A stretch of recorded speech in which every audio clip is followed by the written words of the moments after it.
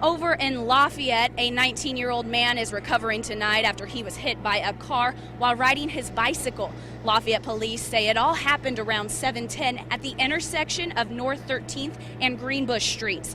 Officer Matt Guard says Josh McCaw rode his bike onto North 13th Street in front of a car driven by Brittany Braun.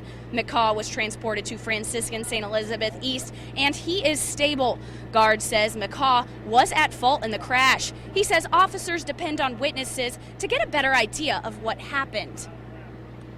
Anytime we have a crash like this, we go out and we try to find information from witnesses that were there that can corroborate the facts, aside from the driver and the victim. I seen the man was really bloody and the ambulance had to cover him up.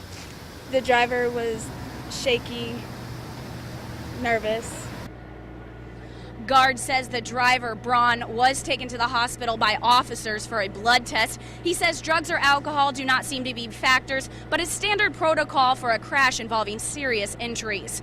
On the city's south side, 2 people are transported to the hospital after a driver fails to yield another vehicle. Lafayette police say it happened around 6:30 at the intersection of Old Romney Road and West 300 South. Officers say the driver of an SUV turning left onto 300 South did not yield to the car. Both drivers and both vehicles were transported to Franciscan St. Elizabeth East. The SUV driver had complaints of neck pain, and the driver of the car had wrist pain. 2 passengers in the SUV were picked up at the scene by relatives.